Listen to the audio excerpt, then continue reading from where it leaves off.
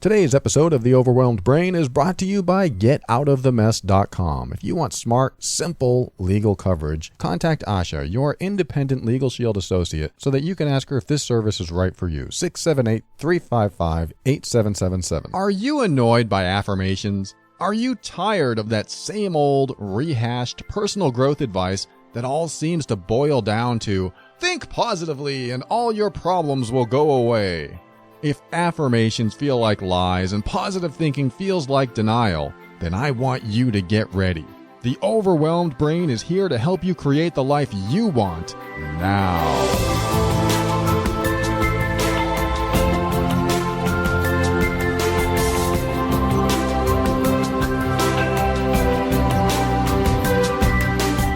Hello and welcome to The Overwhelmed Brain. I am Paul Coliani, a personal empowerment coach, and this is the show where I read your questions and help you tackle life's toughest challenges. I want to help you increase your emotional intelligence, strengthen your self-worth and self-esteem, and empower you so that you can make decisions that are right for you. Everything I talk about in the show is my personal opinion and is meant for informational and educational purposes only. Always consult a medical or psychological professional before making any changes that could affect your physical or mental health. All right, today I want to talk about fear. Not just any kind of fear like fear of heights or fear of loud noises, but fear of the responses that you want to have in the world. Fear of standing up for yourself. Fear of honoring yourself. Fear of saying what you really want to say or doing what you really want to do. Now, this is a very big generalized topic, and I won't be able to cover all aspects of it, but I do want to cover one tiny little big aspect of it, which is the fear that holds you back from doing or saying what you want to do, which is what's behind the fear of saying or doing what you really want to say or do. For example, if you've listened to the show a while, you've heard me talk about when my stepfather showed up at my mom's house after they'd been divorced for a while, and he is an abusive alcoholic, and he definitely was not someone that she wanted back in the house. Well, I happened to be there when he showed up, and he showed up at the front door, and I opened the door, and there he was. And I'm laughing about it now because it was just a shocking moment. It was a surprise. I never expected to see him again. They got their divorce. He was on his way. She thought she was free of him forever. And here he is showing up at the door. And here I am in this space of feeling comfortable that I would never see him again either. And I tell you what, whenever you've reached a new level in your own personal growth and development, something comes along and challenges it. So I had been doing the show, 6 months, a year, for, just a short period of time, talking about honoring personal boundaries, talking about standing up for yourself, talking about facing a challenge and doing or saying anything without fear of the consequences. I mean, I didn't say without fear, but, you do it anyway, even though there are consequences.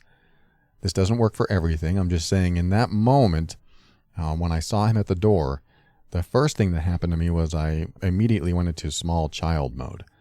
Small child mode in this case was me bringing up the fears that I had when I was a child that I never let go of, or I thought I let go of. And here I am, a 40-something-year-old adult, facing this shorter, older, nothing wrong with these things, but as this fully grown adult male facing a senior citizen, a person that was clearly stronger than physically in many ways, feeling like a little child that couldn't do anything. I felt helpless. And here he was standing right in front of me, and I popped right back into child mode. And the fears that I used to have came up. And those fears really caused a lot of my people-pleasing over the years. Like, I did not want to incite or invoke any drunk dad behavior in him when I was a child. So I took this way of communicating with him, which is basically submitting and being as passive as possible. I took that into all my relationships. I took that into my jobs. I took that into my entire adult life. And he had this power over me that he didn't even try to, in my opinion, intentionally exert over me. He did not intentionally try to have power over me. He just had it. Because I never took my power. I felt like I never had it. I grew up with him since I was a baby. And so I knew him all my life as a threat. I had a lot of love for him and a lot of fear for him and a lot of hatred for him over the years. And all of these things I've had to work through and understand and figure out and heal. So here I am in my 40s and he shows up at the door and now I'm a small child again. And this is after years and years of becoming certified as a coach, going through my own personal growth lessons and healing and studying and everything that I could possibly do to evolve myself emotionally and heal from my dysfunctional upbringing. And I figured, hey, I'm on top of the world now. I know all this stuff and I can face almost anything. Well, you may think you're ready to face something until you face the cause of why you are the way you are. So if your mom was a challenge when you were a kid and she disappears for a while and then she comes back in your life, she's probably going to be a challenge again. Hopefully a challenge in a new kind of way though. A challenge in a way that helps you access the new resources that you created for yourself over the years. Or not. If you didn't create any new resources, new tools, new ways of communicating, newfound power that you now have that you can face this kind of challenge, if you don't have any of that, then typically you will resort to that little kid. Or you'll run away, or you'll become super resistant and defensive, or something might come up that when you're not prepared with the tools that you need to face the person that caused you these problems when you were younger, then you end up regressing back to a time that maybe you felt powerless. And that's that feeling I got. I got that feeling of powerlessness when he showed up. And instantly I felt like, oh, here it is. Here's my opportunity to honor myself, not let him in, and tell him, to go take a hike, except in a nice way because I'm usually more diplomatic than that. But I had this conflict. The conflict was, I know what I know. I'm an adult male that can take care of himself. And I thought I'd let go of the attachment to the fear that I had around him. Yet here he is standing in front of me. And now I feel like I just want to crawl back into my shell and let him do whatever he wants like he always does. But in nanoseconds, I thought about everything I've learned and the big step back that I would have had to have taken if I'd let him in, if I had let him get his way. Again, I'm in my 40s and I had learned all this stuff and I'd healed from so much stuff. I even talked about some of the stuff I've healed through on my show back then. So to have this confrontation face to face was a true test of what I'd learned and what resources I had available to me, and if I was actually going to choose those resources and show up the way I wanted to show up. Because that's the big challenge. You probably have many resources and many tools at your disposal. Even just standing up for yourself as a resource. You probably have that in you. There's probably a time when you chose to stand up for yourself. And if you can remember that time, then you know you have it in you. The thought of standing up for yourself in front of certain people might scare you, might bring in the fear.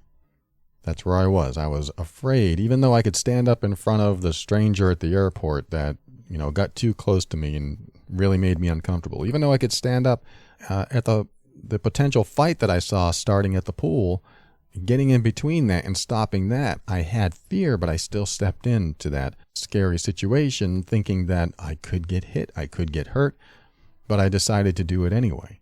These are those moments that you do something, you take action before the fear kicks in, before you think of the consequences, before you decide that you can't do it. I like to do that. I like to take action before I decide I can't take action. And that's what I did that day when my stepfather showed up. I promise I'm going to finish this story. My stepfather shows up and I had that tiny little window of time where I decided to stand up and say, sorry, you're not welcome here. Mom doesn't want to see you. And I stood there waiting for him to punch me. I mean, I literally believed that was going to happen. Because what I did was I acted before the fear of the consequences kicked in. I mean, the fear of being powerless in front of him, that was automatic. That just kicked right in. But then I thought, what would happen if I said or did anything that I wanted, regardless of the consequences? Because that's a great question to kind of interrupt the fear that typically kicks in. If you ask yourself, what would happen if there were no consequences? What would I do then?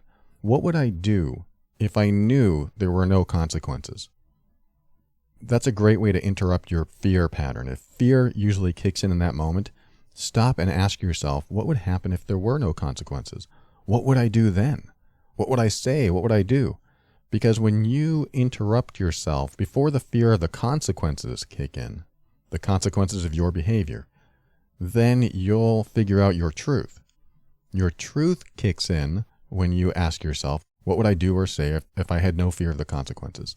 That's a great question. What would I do or say if I had no fear of the consequences? That was one of my tools. I asked myself that question. What would I do or say if I had no fear of the consequences?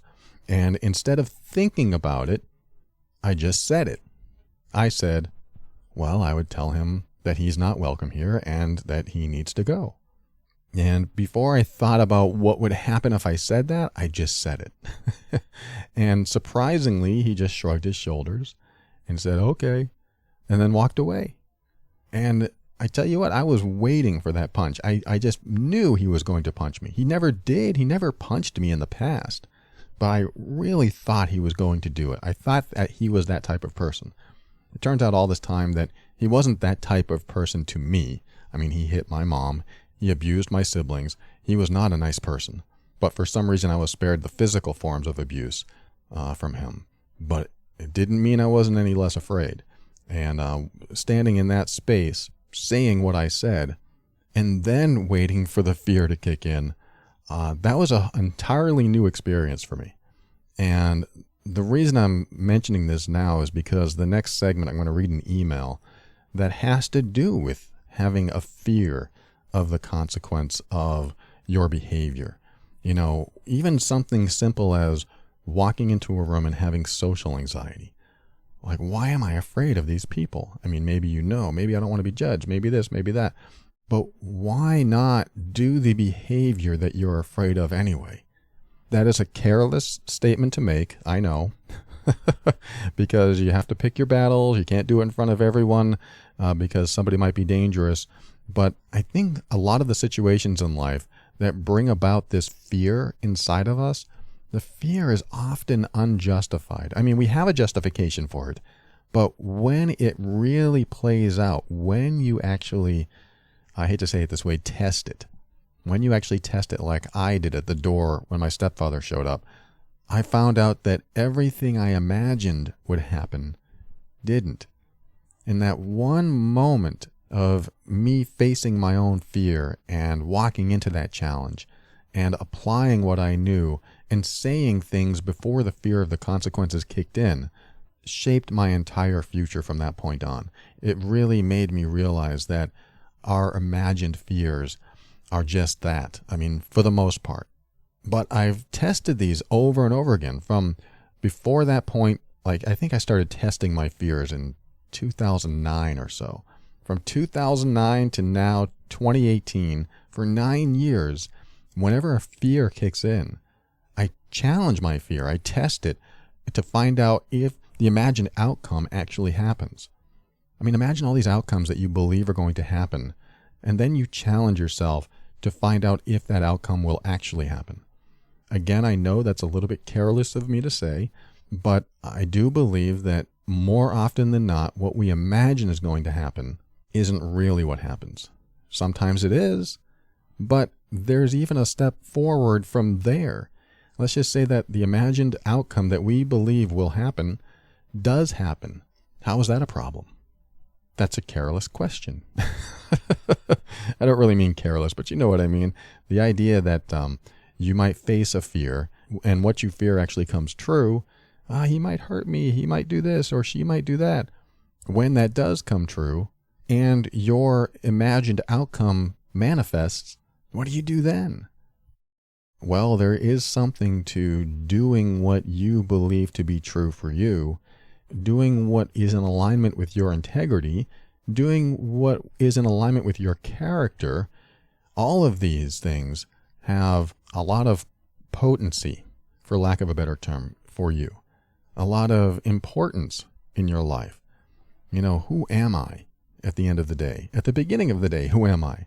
Until someone shows up that alters who I am. That's a really good question, right? Who am I until someone shows up and alters who I am? I like to go on the path of not altering who I am. Now, if I was fearful by myself and that's who I felt I was, then that question may not work for me. I need to work on myself. I need to work on my self-confidence, and I need to build a healthy ego. This is my opinion. I believe in building a healthy ego. I need to build my self-esteem and my self-worth. And almost all of my episodes are about exactly that. Building you, creating a solid, healthy foundation for you so that when the challenge arises, you're prepared for the challenge and you actually apply the resources and the tools that you've learned. And then when you make it through the challenge, you have another tool and another resource and another reference that tells you, hey, I did it. I can do it again. So this episode's about the fear that might kick in with the challenges that come up in your life and the imagined outcomes that we come up with to make us not do what we really want to do, to make us not say what we really want to say, and basically to keep us where we are. I don't like that fear can keep us where we are. This is why I encourage challenging yourself to do or say what you want to say if you had no fear of the consequences. Let's talk about this a little bit more when we come back.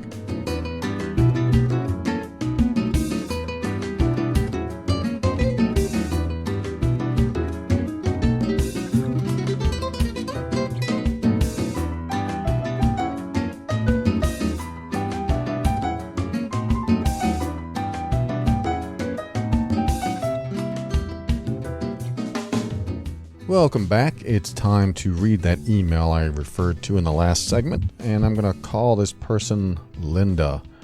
Linda says, "Hey Paul, I love your Overwhelmed Brain podcast." Thank you, Linda. "I'd like some advice on something that's been affecting me and the way I interact with people my whole life. I was adopted at birth. I definitely hit the lottery with my parents. They are loving and caring and financially and emotionally stable. I've never felt judged about anything or like I couldn't talk to them. They're my parents. They're amazing. I always knew I was adopted. My parents told me from day one that I had another mommy out there that loved me and wanted what was best for me, but she couldn't take care of me. I've always known. I found out later in life that my biological parents were actually a part of my life until I could start forming memories, showing up for events when I was a child, sitting in the back of the room watching me. I had no idea they were there. About the age of 6 or 7, I started asking questions about why she gave me up and if she just didn't love me and if there was something wrong with me. So my mom put me in therapy. There, I was diagnosed by a child psychotherapist with ADHD tendencies, but no other mental problems. Just a lot of questions that were hard to answer. And Linda, I'm so glad to hear that you didn't get any more labels, because sometimes when we get labels, especially from psychologists and therapists, we can tend to run with those labels and think there's something wrong with us for the rest of our lives. Sometimes it also can be helpful to receive a label, like, I finally know what's wrong with me, and then we can work with that. But I think at 6 years old, if you were diagnosed with, bipolar depression or something, that could have stuck with you. So I'm glad that it wasn't anything too traumatic that you had to go through in therapy. Now I know that the fact that you believed that as a child that maybe your biological mom didn't love you, so she had to give you up, and we could talk about that for sure. But let's see where your letter goes and see what we can do here. Shortly thereafter, I was diagnosed with an eating disorder. So this is, I think, a few years later. In my teens, it got out of control, so I went to the hospital to be treated. Then drug addiction and alcoholism entered my life in my later teens. That started another downward spiral. So now that you have my background, how is it affecting me today? I don't trust people at all. I have people that I like, but none of them I consider close friends. I'm terrified to have friends because of people screwing me over in the past. I don't let anyone in at all. I put on this show. I wear this mask. Everyone thinks I'm happy all the time. People say I wear my emotions on my sleeve, and they can tell when something's wrong, but I'll never talk about it. Why would I? I have such a fear of vulnerability around emotions. I experience deep and intense emotions. I'm just terrified of letting anyone know what I'm feeling. I avoid crying at all costs. I have a childhood memory that this stems from, and I know it's a bad thing, but it still happens. I've trained myself to push it all in, shove it all down, put it away, be like a robot. I turn it off when I don't need it. I won't let anyone close to me emotionally, even if the other person expresses interest and a desire to get to know me. I have abandonment issues and a huge fear that everyone, including my long-term partner, is going to leave me. I have overwhelming anxiety that I didn't even really know I had until I went to the doctor with what I thought was a heart attack, and it turned out to be a panic attack. It's hard. I focus my mind on the task at hand and ignore self-care. I work myself to death and forget to eat. I bring my work home with me and hardly sleep. Plus, I struggle with insomnia. And I try to fit relaxation in there sometimes, which is why I started listening to your podcasts, and I really love them. Hoping you can give me some feedback on why I know where all of my issues stem from, but they're still affecting how I interact with people and my interpersonal relationships. I thought I moved on from the past, but it's still affecting me. And I guess that means I really haven't accepted and let go of the past. Or perhaps it's just a life pattern that I'm going to have to realize and break the cycle. I don't know. What do you think? Thanks for your time. Okay, Linda, thanks so much. Thanks for sharing that with me. And, I get letters like this, and they're very open, and they're very vulnerable. And I wonder if people that write to me and express all of this stuff have anyone else to express it to in their life. For example, your best girlfriend, Linda. Have you shared all of this with her? And if so, are you able to, I sense a vulnerability in this letter to me. You're just sharing with a stranger over the internet, through email, and you're just saying all this stuff as if you have no fear sharing it. I'm not sure if you do or not. That's something I can't tell. But I get letters like this that are very open, very vulnerable, and say things that can connect with a past hurt, a past trauma. You mentioned abandonment and stuff. And some of this is, at the higher level. Like, I have an abandonment issue. That can be something you might be able to say to people. But what's the next step beyond that? For example, let's talk about abandonment. What's the next step past that? Like, if you said to your best friend, I have an abandonment issue, she might say, oh, why do you have that? Has somebody abandoned you in the past? And you might go, well, duh, I was adopted. Or I've had these relationships where I was fully invested in and they left me, so that made me feel like I was being rejected and unlovable, and all these things can stem from that. So you carry this fear into your other relationships, into your life, and you start closing off from the world and not really allowing yourself to experience the full breadth of human emotion and the human experience, which, yes, does contain pain, does contain challenges, does contain unstable people, unsavory people, also lovable people. The full breadth of human experience contains everything. And some people are scared of that. Some people don't want to experience some of that everything. What I've learned is that the more I experience, the more I experience. So the more I allow into my life, the more vulnerable I become, then the more of the human emotional experience I get to have. Yes, that includes pain. Yes, that includes the idea that if I get into a relationship, that person can leave me, just like everyone else has left me. Every relationship I've had, except for one when I was really young, the woman in my life left me. So this is something that I could look at and say, oh, I better not get into another relationship because they'll probably leave me. But then I miss all the good stuff, especially if it does work out and it's long term and it stays that way for indefinitely. It's nice to be able to have that experience. Now, that doesn't sound like what you're experiencing. What you're experiencing is the limited version, like the trial version of life. It's like getting software, right? You get a new piece of software and you can install it on your computer for 30 days and you only have limited functionality. I don't know how many people are relating to this now, but this is how software works sometimes, is that you can download a trial version and some of the functions will work, but not all of them. Because in order to get all of them, you really have to invest, $500 for the software or however how much it is. And if you invest that money, it's a big investment, and you're not sure if you're going to like all the functions, and what if you don't need all the functions? But then if you make the investment and it opens up to you, you might find, wow, this is so much more than I expected, and sometimes it's more than I needed, but now I can do anything. Probably a terrible analogy, but you get the idea. It's if you invest more of yourself into a relationship, you get more back.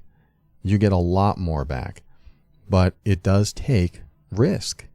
That's the scary part. It takes risk to invest in relationships, which means you might have to become vulnerable with someone that you care about in order to get their vulnerability from them. In order for you to feel love and support from someone, you might have to get into a space of love and support for them. Not that you don't do that, but the point is reciprocation usually works by what you give. And if you give love and support, you'll probably get love and support back. But if you give that vulnerable space of fear and say things like, I'm so afraid to tell you this because I don't know what it means. I don't know if you'll see me as a bad person. I don't know if you'll see me as an idiot. I don't know if you'll see me as unlovable, as ugly in so many ways. I don't want to tell you this. But when you start off that way and share your fear and be in that vulnerable space, the good, healthy people that love you will open up their heart and give you a safe space to share it so that you can be more of you, which allows them to be more of them. Because I've seen relationships, especially in my coaching, where one person is unwilling to open their heart. And because of that, the other person is afraid to give their heart too, because they don't see the whole person. They don't know what's underneath the surface.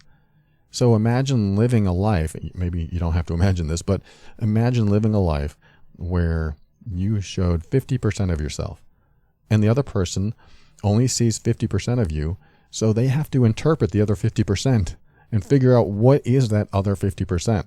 Is it good? Is it healthy? Or is it toxic? I don't know.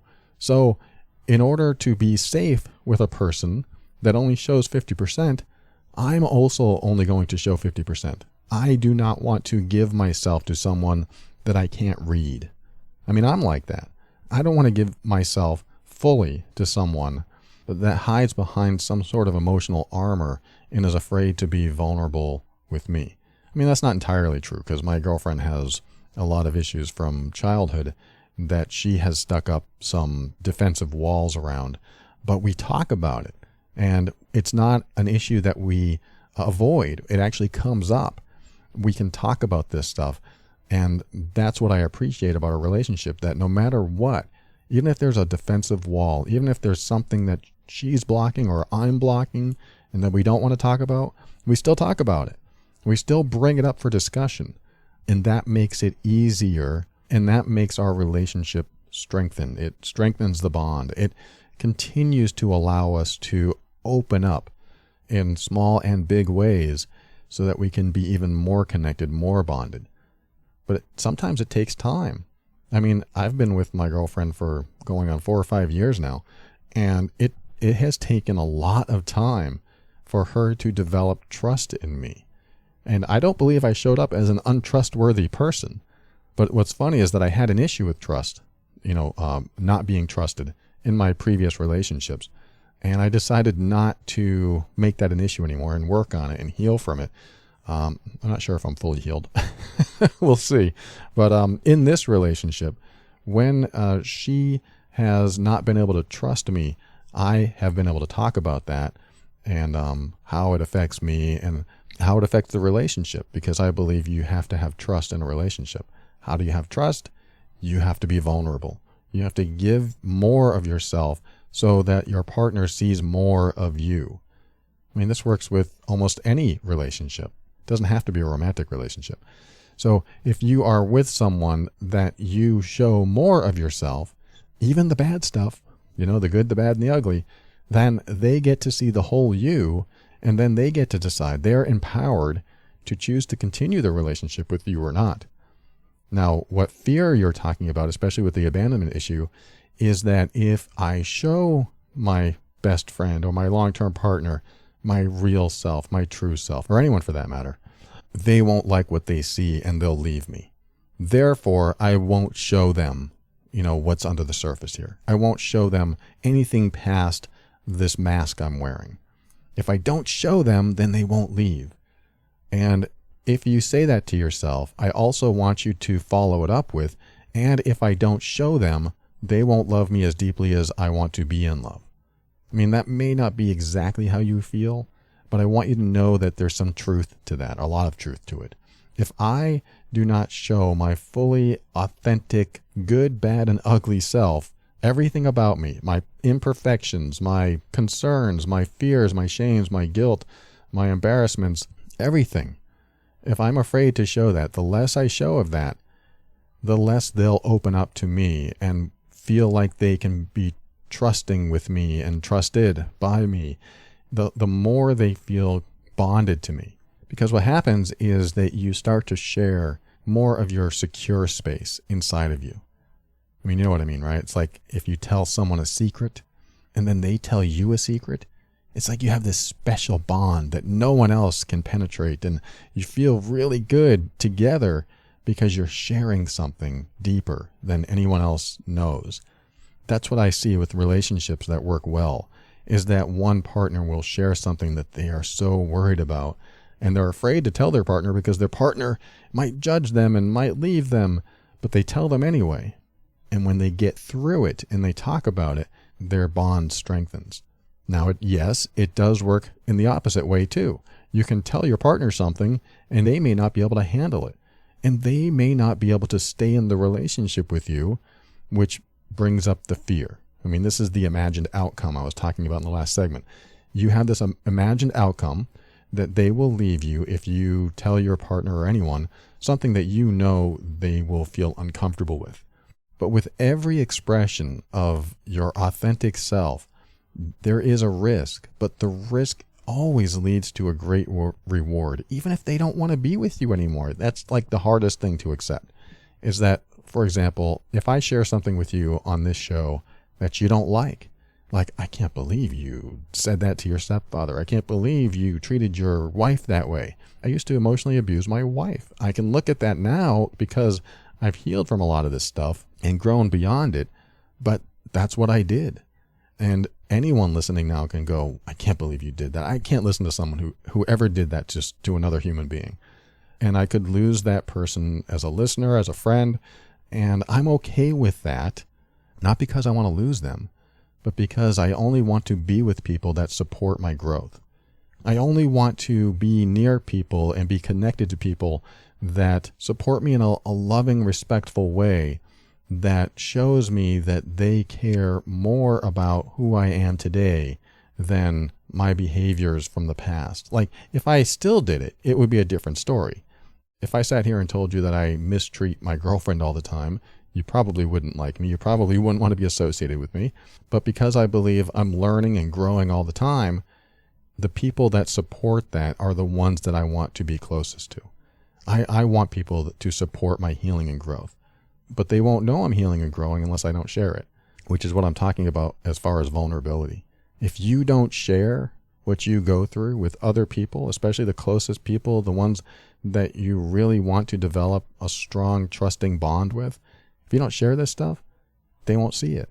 They won't know you're growing. They'll just think that you're always the same and they have to accept you for who you are. And a lot of it is what they interpret of who you are, especially if you're not showing your more authentic self. It's that 50%, right?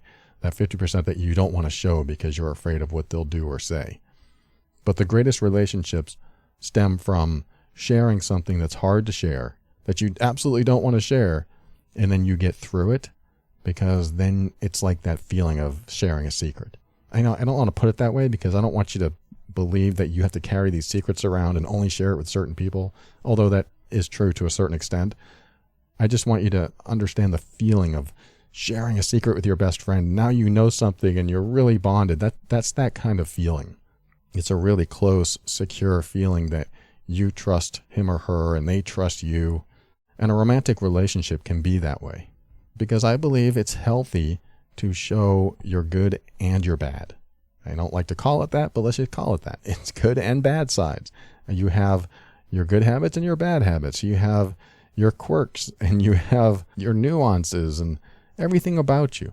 And the more you show people that, the closer they feel they can get to you.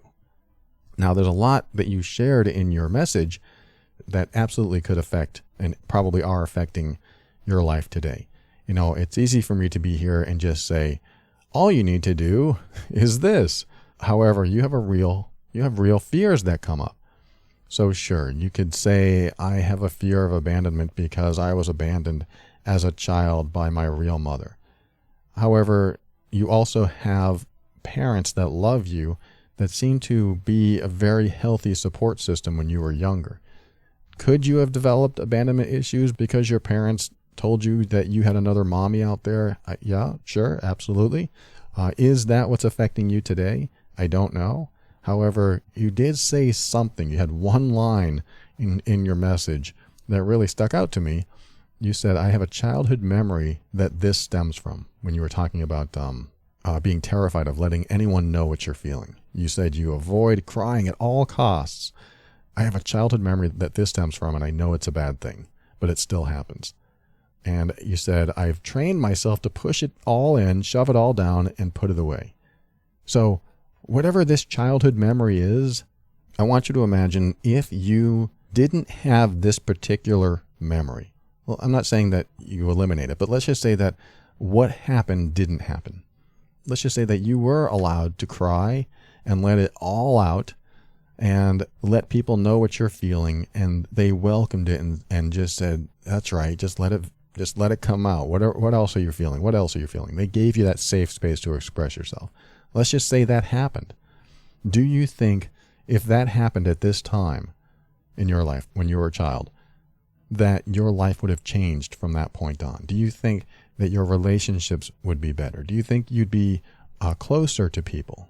Do you think that one incident really changed how your life panned out? Because if the answer is yes, and I have a feeling there's some yes in there, but if the answer is a yes, that one childhood memory that your fear of letting anyone know what you feel stems from is probably what needs to be expressed first. And this means even if you know that your abandonment issues come from being adopted and your other issues come from other areas of your life, this one thing could have a cascading effect across all the other issues in your life. Because imagine being able to do this just like you shared with me in this email, and I don't know if you are really fully, deeply connected to the deepest parts of you in the email. Probably not. Maybe so. I don't know. But imagine being able to be fully connected and share your vulnerable moments and your vulnerable history. Like I would like you to write back to me and tell me what that childhood memory was. That's a big ask. I know it is. But if you were able to just write about it and let it out, and you know, I've heard people tell me that when they were young and they were crying, their mom or dad said, don't cry, that's for babies. So they stuffed it away. They decided to repress all their negative emotions, all their crying. And from that point on, they withheld who they were. They withheld their authentic feelings. And when that happens, you go through life with emotional armor on, because you're not going to show anyone your vulnerabilities, because if you show someone your vulnerability, you have this childlike reaction that you're going to get yelled at or put down or something. So where I go with this, if I were you, I think the first question I'd ask myself is, what is the most negative, impactful memory I have as a child? What's the first thing that comes up?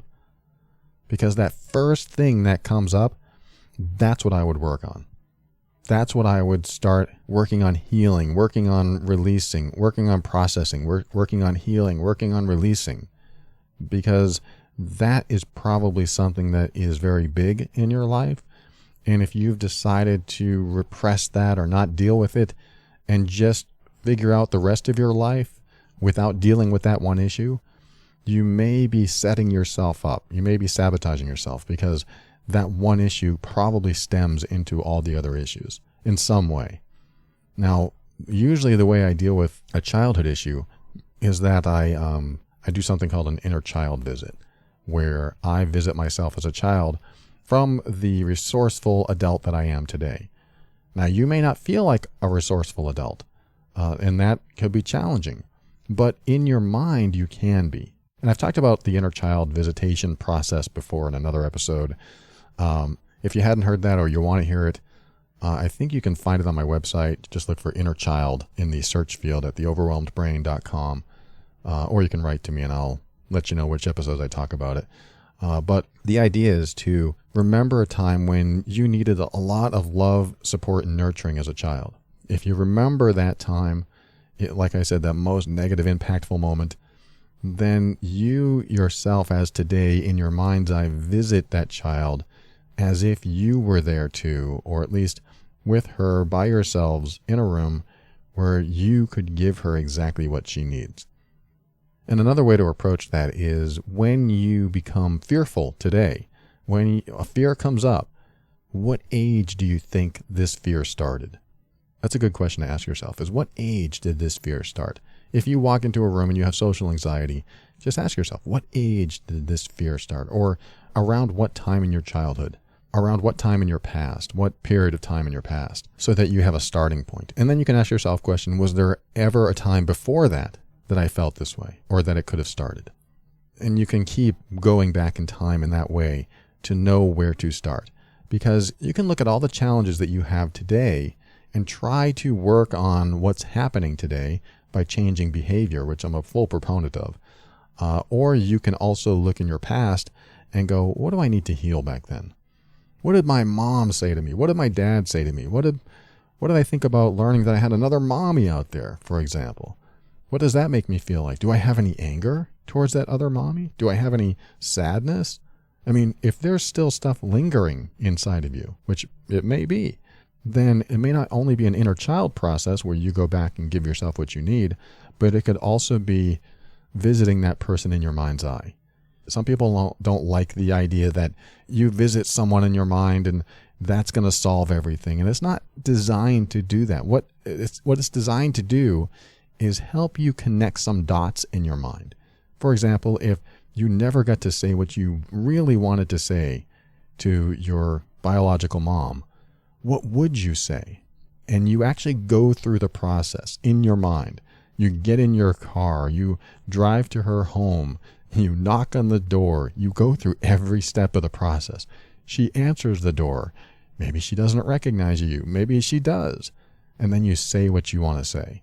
Maybe she invites you in. Maybe she yells at you. Maybe you yell at her. Whatever happens in your mind, because your mind's looking for closure. Your mind is looking for some ending to this never-ending question or never-ending saga that continues, that when you finally get to the end, and you may have to imagine it happening, you reach a point of closure so that you can move on from it. That's why it's great to be able to heal some stuff from childhood so that you don't continue carrying it around. And if you can, visit yourself and nurture yourself, give that child all the resources they need so that they feel loved and supported, then what happens is that change that you made in your mind's eye from the past affects today and affects the future. It's really strange how it works, but because it's closure, you close the door of thinking about it anymore. And imagine what that's like. What would it be like if you didn't think about this past childhood memory? What would life be like? What would life be like if you didn't spend all your time obsessing about this memory or that trauma or that abuse? What would life be like if you had all that extra time available? That's what happens when you are able to resolve some of this stuff, which does take work. And some of these steps that I'm telling you today can be part of this process. Of course, therapy, of course, coaching, of course, meditation, and everything else that allows you to visit and break apart the grip that this challenge has on you. This is all part of the journey, all part of the process. But I think the main point is not to avoid what you believe is the origin of a lot of challenges in your life, or at least this one challenge of not being able to express yourself fully. Now, where I go with that, if you've visited your childhood multiple times and you still can't get past it, is something I mentioned in the last episode, which is actually facing your fear, is actually stepping into what you really want to say or do without fear of the consequences. How do you do that? You ask yourself, what would I do or say if I had no fear of the consequences? This will give you truth. This will allow you to come up with what you'd really want to say or do. It doesn't mean you'd automatically do it because you still have this fear that might be prevalent in you, but at least you understand what you think and what you'd do if you didn't have this fear. Now, the more you do this, the more you give yourself time, this delay between what you want to do and the fear that stops you from doing it. There's a space in between that. What I want to do and the fear that stops me from doing it, what's in between? In between is the question, what would I do or say if I had no fear of the consequences? And giving yourself that space makes fear a less automatic response. See how that works? It's the sequence. The first step in the sequence is something that triggers you. I have something coming up in me and I want to express it. And the next step is, but there's a fear. If I express it, this person will judge me, not like me, leave me. All these things can happen. And that process actually has multiple steps. But let's take it from step one. Oh, there's a trigger. I want to express something, but I don't. Step two, instead of but this fear, you can ask yourself, if I had no fear of the consequences, what would I do or say? That's your step two. And then your step three can be, but this fear stops me. However, you prolong the delay in step two so that the fear that stops you gets further and further down the line, giving you more time to actually make the decision to take action. This is a great sequence. If you can break apart your current sequence, which I know you can, it's possible, I've done it. You ask yourself that question, and then one day you'll jump on it. Now, who do you jump on it with? You jump on the idea of saying or doing what's really on your mind, not out of the blue necessarily. I like to do a build-up process of, I really want to say something, but I'm afraid to say it. But with smaller things, and I've said this on the show before, but your friends are going out to a movie and you don't want to see the movie, but you want to be with your friends, but the movie is not your style, you don't want to see it, and you decide that, well, I normally say yes just because of whatever, peer pressure, or I just want to be with my friends no matter what, or you have an opportunity to practice honoring yourself and saying, no, I'm going to stick this one out, because there might be some judgments behind that. You might feel like, if I say no, they may not like me. I mean, that's the old people pleaser that might come out of you. If I say no this, if I say no that. So this is just a minor example, but this helps you practice honoring yourself, honoring your boundaries, and saying things that you might have a fear saying. And this helps reinforce that it's okay to say these things. Now, if your friends come back and say, what's your problem? You're a party pooper. Geez, you're a real downer. I don't want to hang out with you anymore. And then you have to question who your friends are, because if they're not honoring you, honoring your path, then that's something that needs to be addressed as well. Because if you're choosing people that don't honor you, honoring your path, then no wonder you're afraid to share with them. This is just something to keep in mind. The people that honor you, honoring your path, are going to be the safe people that you feel secure in sharing and expressing with. Because if you have none of those people around you, then your reality is going to look like one big unsafe world. And living in that world, of course you're going to have fear. Of course you're going to have social anxiety. And it could come down to the people that you've chosen to be in the closest relationships with.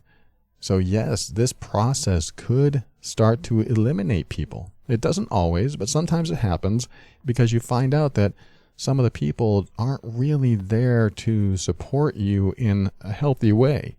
You think they are, and they think they are, but if they're putting you down for honoring yourself, you have to question that. That's just not the best way to have any type of relationship. Now, I mentioned something in the last segment that I want to address here and now, and it's not going to be a popular path. The unpopular path is to have a fear and accept that what you fear could actually come true and do it anyway. I know it's not a popular path, but I've chosen to do this in my life with most things. Not everything, but with most things.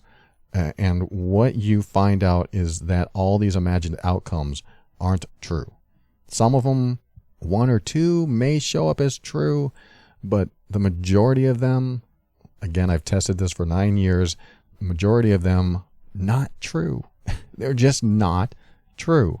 You think someone's going to hate you if you say something, and they may at first, they may have this negative reaction, but then because you were so honest, because you were so vulnerable, good, healthy people come back and want to maintain a relationship with honest, vulnerable people.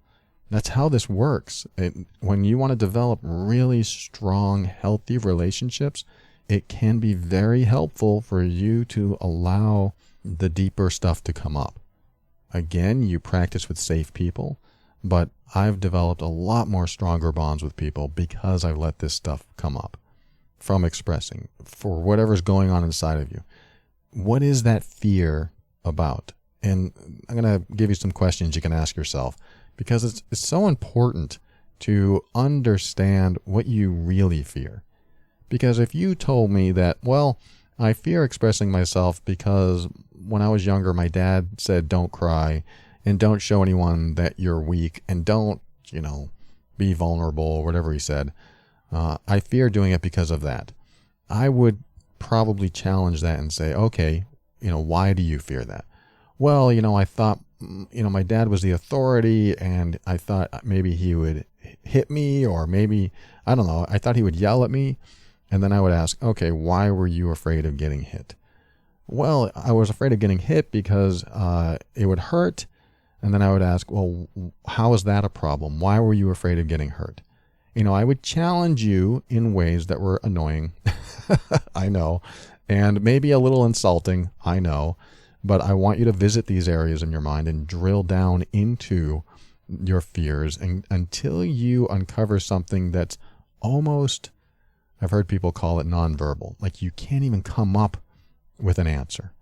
Well, if he hits me and it hurts, I don't like being hurt. Why not? What do you mean why not? I don't like being hurt because it's painful and I don't like pain, and being in pain is uncomfortable. Okay, so how is it a problem to be uncomfortable? And you go, I don't like being uncomfortable. And I would say, yeah, but how is it a problem? Well, pain hurts. And I would say, yes, pain hurts and it goes away. So how is it a problem? Well, I don't want to feel the pain. And eventually you'll get to the point where you can't come up with any deeper answers. But there is a deeper answer. There's always a deeper answer. And if you really explore it and get what's underneath the deepest answers that you can come up with, you're going to come up with something else. Well, if I'm in pain, then I'll feel like I'm not worthy. And then I'll ask, whoa, what's that about? You'll feel unworthy. And you'll go, yeah. And maybe you'll say, yeah, I want to feel worthy. I want to show my parents that I'm a good person. I want to know that I'm lovable. And I'll ask you about being lovable. And I'll even ask you, how is not being lovable a problem? You just keep going deeper and deeper and deeper. So this is all about drilling down. I call it drilling down. Drilling down into the fears and the worries and the sadness and the concerns and the anger and the upset. Anything, quote, negative you feel. This is where you can take that biggest negative, impactful memory that you have and explore it. What are the emotions around it? Well, I have anger. Well, I have fear. Well, I have hatred. Well, I have this. Okay, let's dive into that. What do you fear? And this is where the questioning starts and drilling down. What is it? What do you fear? What are you upset about? What are you sad about? That's the first question. The second question is something along the lines of, how is that a problem?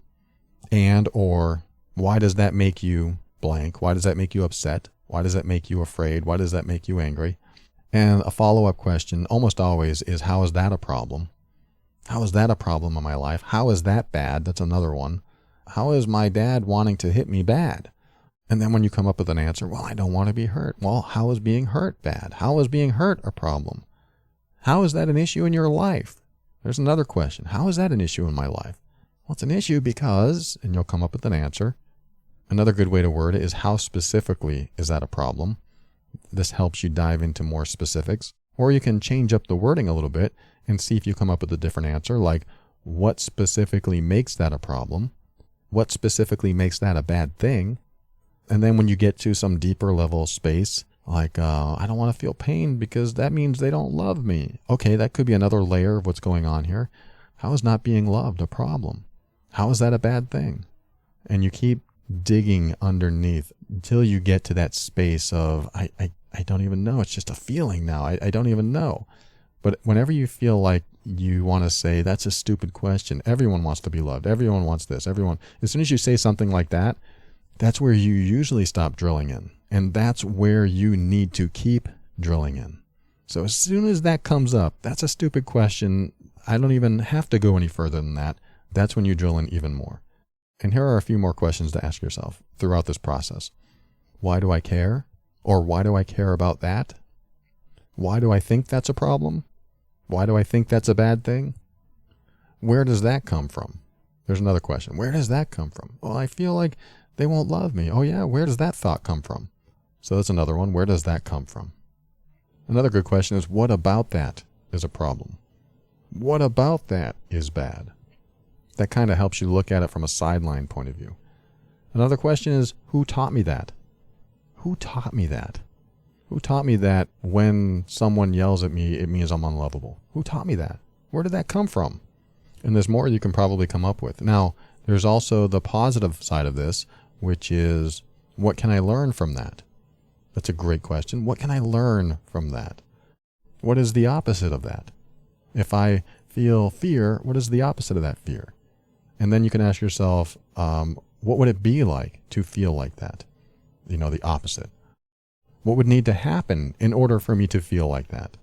There's a path to a resource right there. What would need to happen in order to feel confident in myself so that I could say anything or do anything I need? What would need to happen in my life for me to reach that place? And of course, the question I already asked, which is, if I had no fear of the consequences, what would I do or say then? How about even going into the past and applying that question? If I had no fear of the consequences then, what would I do or say? And you might want to imagine that happening step by step. You do this stuff in your mind. It helps your mind reach closure.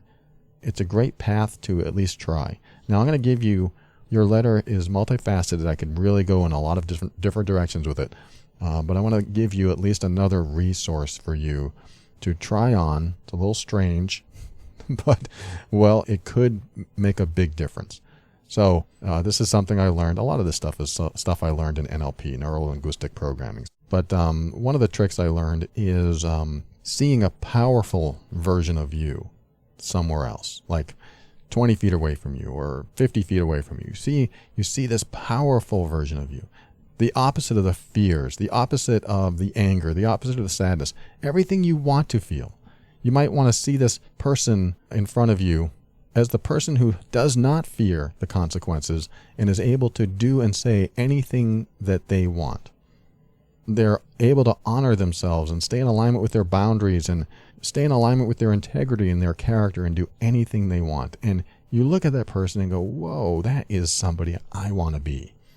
So you see that person over there, and you yourself, let's just say you're sitting in a chair, and that person is like 50 feet away, and you can actually see them in interactions with people, the way you want to behave, the way you want to respond to the world. You see them come up to a challenging person, somebody that you've had a challenge with, and they're able to tackle that challenge with ease and handle that communication with ease and take care of themselves and honor themselves, like I said, and really get through the conversation in a successful way. You see it happening and you just go, whoa, I really want to be that person. I really want those skills. I really admire and respect the way that person handles themselves. And so that person starts to walk towards you. They were 50 feet, now they're 45 feet. And then someone else that's a challenge in your life comes up to that person, and that person that you want to be can handle him or herself easily and effortlessly. And you think to yourself, wow, I cannot believe how easy that person handled that challenging, toxic person that I always have trouble with. And now that person that you want to be comes closer, 40 feet, 35 feet, 30 feet, walking towards you, 20 feet, really near you now, 10 feet. And you're looking up into this person's eyes and you can just see everything that you want to be right there, able to tackle any challenge, anything that comes along. That person gets closer. 5 feet. 4. 3. 2. And then that person just sits in the same chair that you're in. And you take this person in and integrate it into your body and mind, your very soul, until you integrate all of those resources at the subconscious level, bringing that person into you fully so you become that person. That can be a huge shifting experience if you really followed through with this. And if you haven't, replay this part and do it, because it can be very powerful. There is an integration that can take place when you follow through with this.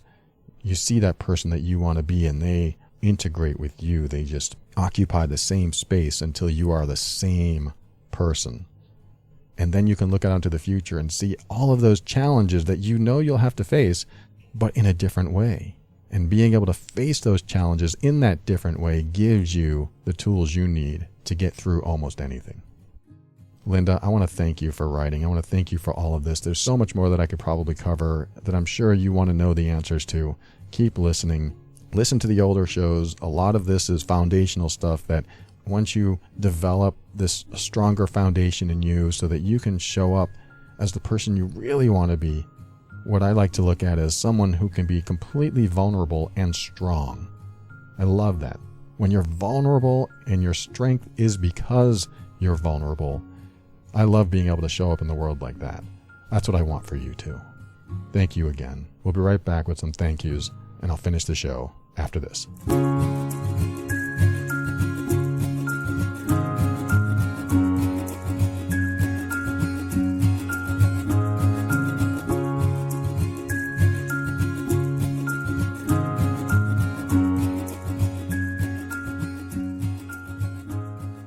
Thank you for listening to another episode of The Overwhelmed Brain. I want to thank Asha at GetOutOfTheMess.com. If you want to connect with her and find out if this service is right for you and you're in the U.S. or Canada, go to GetOutOfTheMess.com or call her at 678-355-8777. And I want to thank the following iTunes reviewers: Dea, I think, Stevie A, and Hopeless Forever. There's a name for you. They all gave glowing reviews of the show on iTunes, and I appreciate you. Thank you so much. I'm so glad that you found the show and that you find value in it, and it's helping you out. So thank you to anyone who's left a review on iTunes. And I want to thank the patron members for supporting the show over at patron.theoverwhelmedbrain.com.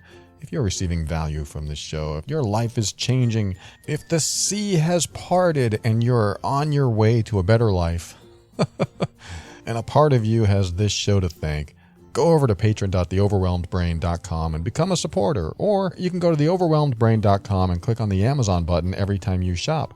That's a great way to support the show too. Amazon gives us pennies on the dollar for every purchase you make, and every penny counts. And I want to thank existing patron members. Thank you so much for your support. I appreciate you. And if you find yourself in a difficult relationship and you don't know why it's so difficult, perhaps you're experiencing emotional abuse. My broad definition of emotional abuse is when someone says or does things in a way to cause you to feel bad about yourself. For example, if I said, "You are a terrible driver," I might mean that. Honestly, I might actually think your driving is horrible. But is that emotional abuse? Well, it can be, but by itself, maybe not. However, if I said, "Your driving is terrible," which means you don't care about me, because if you did, you'd drive more safely. Now we're getting closer to what might be considered emotional abuse. Why? Because "you're a terrible driver" outlines your driving. But if I said, "Your driving is terrible," which means you don't care about me, that makes you question yourself. That forces you to go in and go, wow, am I doing things to hurt the person? Am I doing things because I don't care about the person?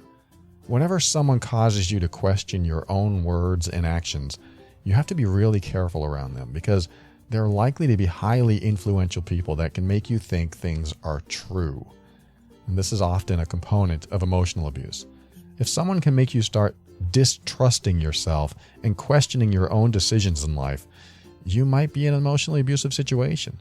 And if you're told that you're the blame for most of the relationship issues more often than not, or all the time, well, I could go on. There are literally hundreds of signs of emotional abuse, and one of them by itself doesn't necessarily make an emotionally abusive relationship, but several of them that happen over and over again. Now that's when you have to start questioning what's going on. If you want to learn if your relationship is experiencing manipulation or emotional abuse, get your assessment at loveandabuse.com. And finally, I'd like to thank Kevin MacLeod of Incompetech.com for some of the music transitions in The Overwhelmed Brain. Now, in this episode, I gave you a lot of questions, or at least near the end I did. Questions to ask yourself no matter what situation you're in. Whether you're in, what did I call her, Linda? Someone who wrote the email today, I think I called her Linda. If you're in that situation or you're in another situation, I like drilling in, drilling down, trying to figure out exactly why I feel the way I do. Even an emotional trigger that I know why I'm triggered. I mean, you know why you're triggered, right? Someone does something or says something that sets you off. So there's that trigger. And you know why you're set off because XYZ, because you told them not to do it again, because you know that they know it upsets you, yet they still did it. There's all kinds of reasons that something could upset you. But it's good to know inside at the deepest level, as deep as you can dig, exactly why it upsets you so much. Yes, there's the surface level thought of, well, of course it upsets me. It would upset anyone. Well, of course I want to be listened to. I want to be heard. I want to feel important. I want to feel worthy. There's all of these basic principles of life that we think that we want. You know, we want to be loved. We want to feel worthy. We want to feel important to someone else. And when that doesn't happen and we feel the opposite because something is happening, because we're triggered, because they do something that triggers us or whatever, then what's behind that? I mean, why do you need to feel worthy? Why do you need to feel important? What would happen if you didn't feel worthy? What would happen if someone saw you as worth less? I mean, you know these answers right off the bat, but what's underneath those answers?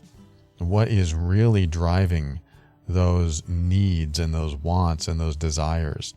Because once you dig in even further, drill down even further, you find out things about yourself that maybe you never thought of. Maybe you never thought of why it's important to feel accepted by someone else. You just knew it was true. You just knew you wanted to be accepted. But why is that so important? I went through this exercise myself. I would go through a process of saying, well, how is that so bad? Well, because I, could lose my job. Well, how is that so bad? Well, because if I lost my job, I have no money. Well, how is that so bad? And, I would frustrate myself going through this, but I really wanted to know. Why are these things so, quote, bad? Why are they such a problem? Why do I care? And that's a great question to ask yourself. Why do I care about it? Well, if I don't have a job, then I have no money, then I have no food, then I have no place to live. Yeah, but why do you care?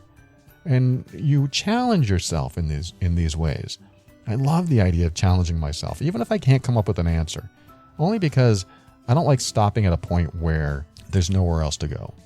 Well, I don't want to lose my job, so I'll just stop there and I'll continue showing up and being disrespected by my boss and getting underpaid and doing all this other stuff just so I have some money coming in every week. And I don't like that feeling. I don't like the idea that I have to settle.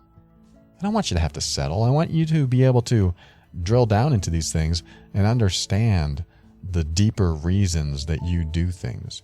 Like even asking yourself, I wonder why I attacked that person. I wonder why I said those things to that person. What was the real reason underneath that? Well, he pissed me off. He made me upset. He said this and he said that and he deserved to be yelled at. Okay, yeah, but what's behind the things I said? Well, I said, you're such an awful person and I hope your wife breaks up with you. You said something that attacked them or insulted them or offended them in some way. I hope this happens to you. And then you can drill into what motivated you to say that. Well, what motivated me to say that is because, he attacked me first. Okay, so how is him attacking you a problem? Well, I don't want to be attacked. Yeah, but how is it a problem? Well, when he attacked me, I felt disrespected. Ah, okay, so there's one layer down. We just went one layer and we got somewhere.